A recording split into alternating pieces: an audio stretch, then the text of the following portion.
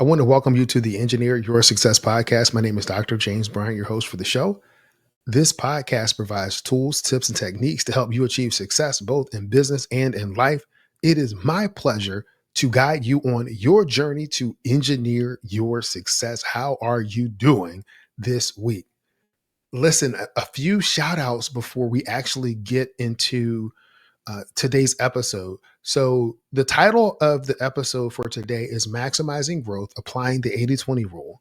And kind of the subtext for that is this question that I asked myself as part of the mid year review. And the question that I'm taking my private clients through is, where do you need to focus in order to drive your growth? So, but before we get into that, I want to give a shout out to the organizers of the National Society of Professional Engineers. I had the pleasure of speaking at NSBCon earlier in August. It was an absolutely great presentation, a great turnout. I really enjoyed interacting with other professional engineers. And so I just want to give a shout out to those event organizers for giving me the opportunity to come and speak at the conference. It was great. The next thing that I want to give an update on is that we've been sending out weekly emails. We do one on Monday and Wednesday, and sometimes on Friday, but for sure, Monday and Wednesday, we're sending emails out. Monday is kind of email is structured to really get your week going. Wednesday is a midweek motivation, and we include kind of a highlight of this week's podcast episode. There's a link in the show notes where you can sign up to join the email list. So please sign up to continue to join the community. And I want to hear from you. And emails are a great way for you to be able to just hit reply and respond directly to me. The last announcement that I have is that the next Engineer Your Success on ramp is going to be on Tuesday, September the 19th at 12 noon Eastern time. We're going to focus on delegation.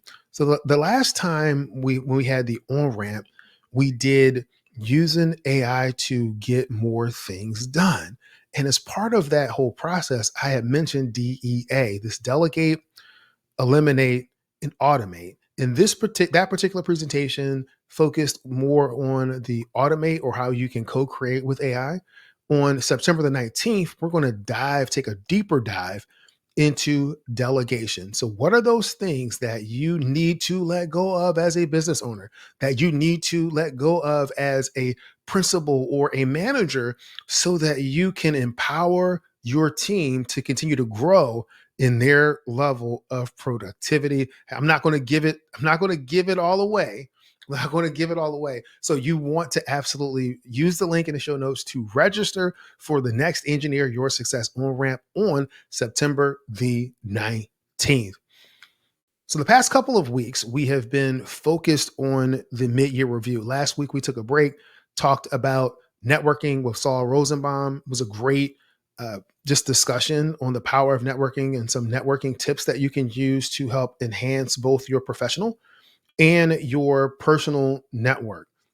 This week, I thought about this question: is where do we need to focus in order to drive growth? So one of the questions that we covered in the mid-year review was this whole idea of what's working, what's not working, and for those things that are not working, what do we need to stop? For those things that aren't working, what do we need to do more of? So when I was thinking about that, it really made me think about the Pareto principle, also known as the 80/20 principle or the 80/20 rule. Another name that it's called is the principle of least effort. So when we think about the 80/20 principle, right? Just a quick recap. So what is the Pareto principle? So this principle was originally identified by Italian economist Vilfredo Pareto in 1896. He was studying wealth distribution in Italy and discovered that 20% of the population held 80% of the nation's wealth. So since the 80/20. So this principle started to really flex its muscles beyond economics in the mid 20th century. Dr. Joseph Juran, a titan in the field of quality management, he actually chose to call it the 80-20 rule, or called the 80-20 rule the Pareto principle at that time. So Dr. Juran extended the application. Remember, it was initially in economics, but he extended it to the principle of quality control, uncovering that 80% of a company's problems often come from just 20% of the root causes. So this revelation really triggered a domino effect of efficiencies across all kinds of industries. And it really sparked a new era of targeted quality improvements and strategies. So in the business world, this 80-20 rule has really been a powerful force. It's widely been used and accepted, sometimes anecdotally, that 20% of a company's product lines tend to contribute to 80% of its revenue. Another place is that 20% of the customers are often at the heart of 80% of the sales, and 20% of the customers are also responsible for 80% of the complaints. Now, it's not always the same 20%, but I think you get the gist of kind of what the principle is trying to teach. But many businesses leverage this principle in how they operate, from targeted marketing to tailor made customer service and innovative product strategies, all really zeroing in on that critical, influential 20%, the 20% that's driving the actual thing that you're trying to measure. So remember, success is often about finding and focusing on that vital few, the vital few things that drive the success that you want, the vital few things that are responsible for growth. So it comes back to that question. What are the things that you need to focus on in order to drive growth? And so I did a couple of, some research, and was thinking, what are some of the top 10 business applications of the 80-20 rule? And just general broad categories. It can be applied to strategy, quality, cost reduction and service improvement, marketing, selling, information technology, decision making and analysis, inventory management, project management, and negotiation are all places where this rule has been and can be applied. So, overall, the 80-20 rule is a very versatile principle that can offer insights and drive efficiency and productivity in virtually any field. It remains a powerful tool that you can apply to everyday life. And I want you to keep that in mind. You can apply this to everyday life. Think about your daily routine. You might find that 80% of your work is accomplished in 20% of your working time, the actual time where you're really dialed in, really producing that 80% of the results. When I think about applying the 80-20 principle, there's a great book that was written by Richard Koch called Can You Guess the 80-20 Principle? But Koch tells us that 20% of what we do leads to 80% of the results, but 80% of what we do leads to only 20%. Then why are we wasting our time on low value outcomes?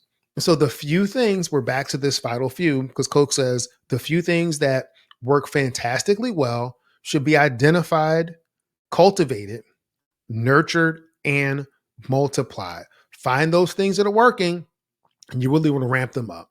So what is the 20% of the time when you achieve 80% of your results? Do more of it. What is the 80% of your time where you achieve little? Guess what you need to do? You need to do less of those activities. It's really important to have a mindset of identifying the few things and the activities that will give you those returns, those outsized returns. So you want to look for shortcuts.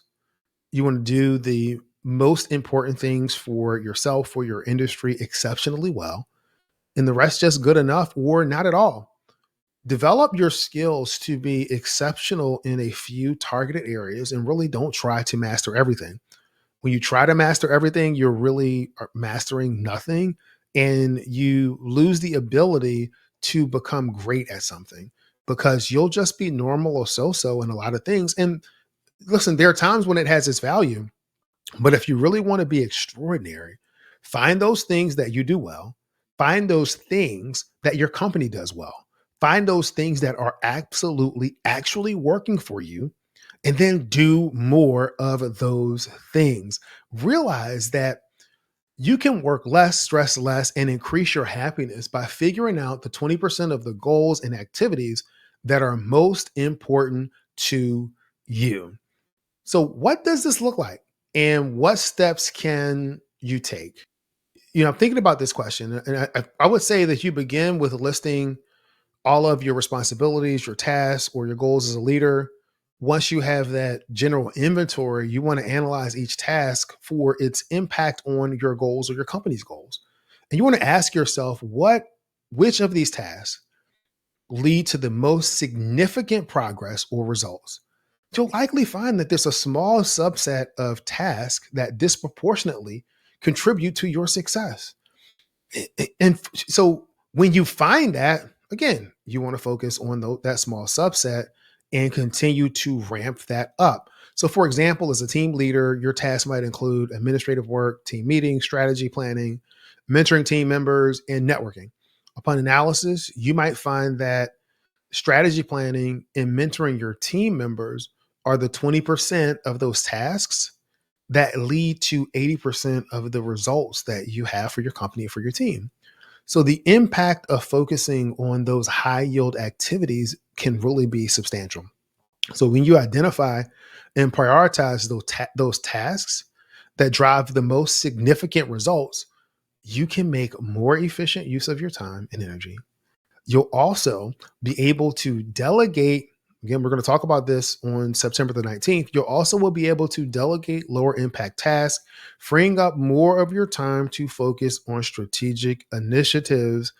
And focusing on those strategic initiatives are not only going to help you become more productive, it's going to increase your effectiveness. And guess what? You're going to be better satisfied, and your team is going to be more satisfied.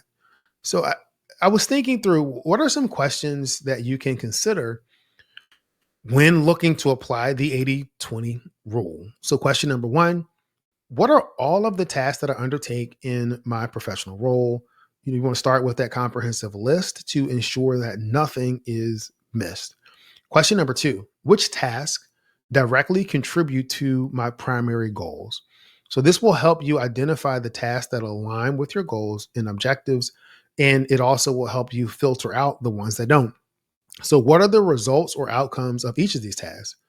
You really want to understand the output or outcome of each task because it is vital for determining its impact. Question number four: which tasks consume the most time or resources? And here we're just looking to identify areas where efficiency might be improved. And once you start doing a little bit more, you'll look and you'll get to question number five: is that which 20% of tasks yields 80% of the desired results? So this is the fundamental question in applying the 80-20 rule. Question number six: are there tasks that consume a lot of time but yield minimal results? And so these tasks are potential candidates for delegation or elimination. What are the barriers to spending more time on your high yield activities? So, why aren't you doing that now? So, identifying those barriers can guide you into overcoming them. And number eight is, can any of the lower impact tasks be delegated or outsourced? Delegation can free up your time for those higher impact activities. And as a business owner or a key principal in your firm, you really want to focus on those high impact activities. Question number nine: how can I restructure my schedule or responsibilities to focus more on those high impact tasks? And this could involve time blocking, really blocking out time specifically for these tasks, or setting specific goals related to the 20% of the tasks that's yielding 80% of your results. And question number 10: what changes or improvements have you noticed after applying the 80/20 rule? So, this is all about continuous improvement because regular review and reflection will help you see the impact of the changes you've made and adjust as necessary. So, these questions can really serve as a roadmap to help you into implementing your 80/20 rule in your professional life and leadership role. But remember, it's not about doing more. It really isn't. It is about focusing on what truly matters for achieving your goals. I thought about this as well, thinking about the same types of questions from a business owner or key executive point of view. And this set of questions deals more with it from a company's perspective. So, what are the company's strategic objectives? It's really crucial to align all of those activities with those overarching objectives that you have as a company. Which 20% of your products or services generate 80% or more of your revenue? Identifying your most profitable offerings can help you really focus your efforts. Number three is which 20% of your customers contribute to 80% of the sales.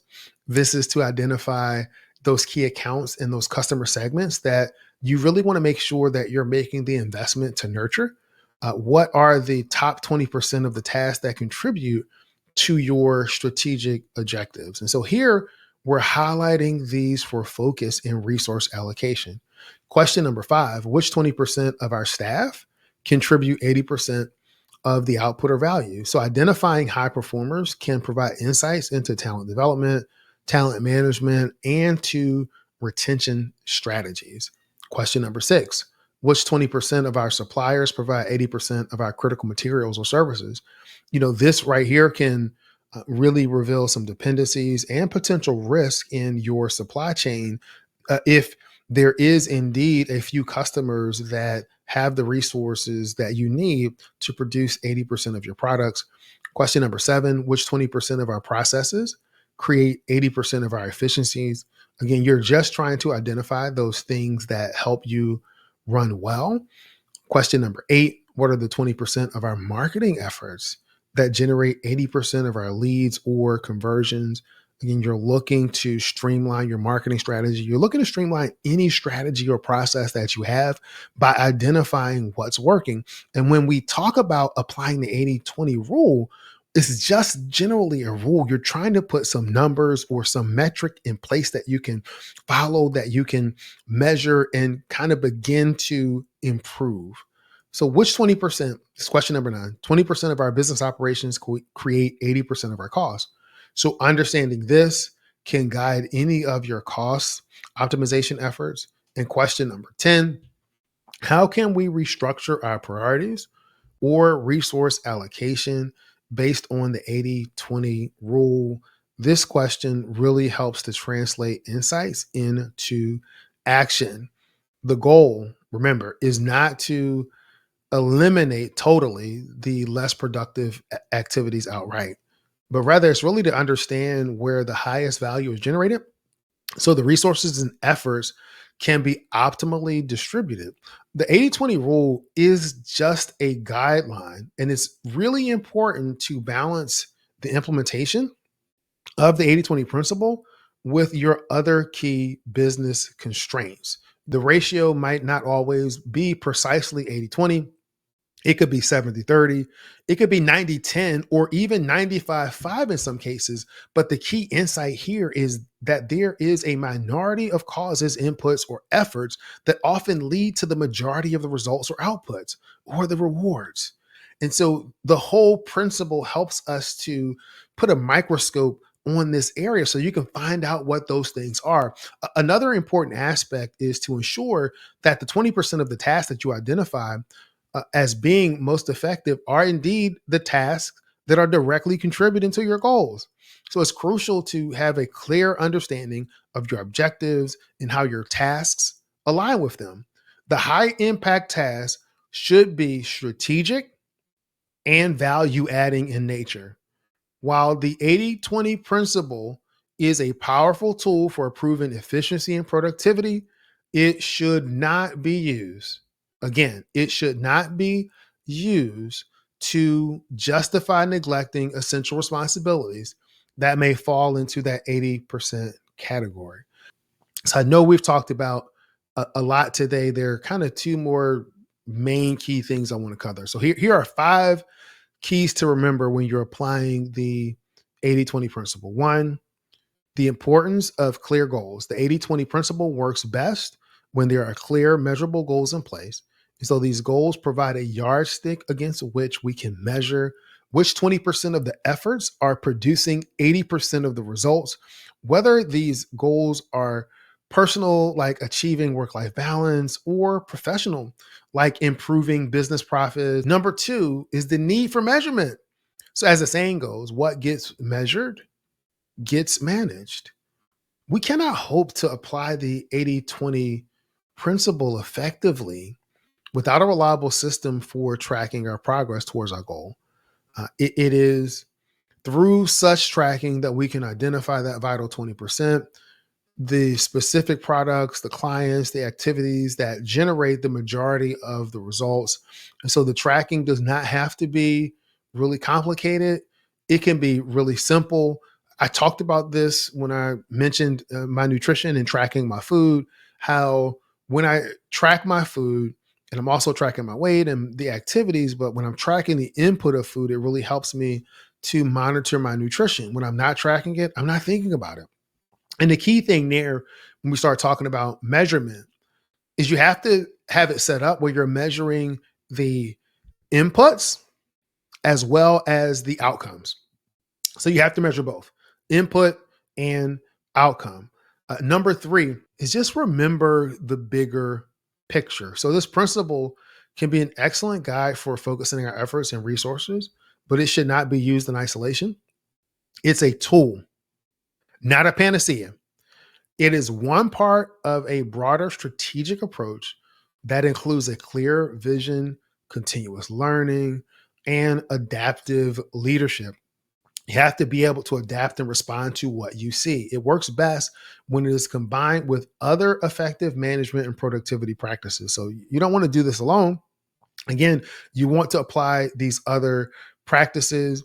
What I would say on number four is continuous review. So the 20% of activities that you find, those are not set in stone. It can and will change over time. So regular review and reapplication of this principle is necessary to remain aligned with your evolving goals and circumstances. And so this implies that you have to be open to change and to adapt to the new patterns that may emerge.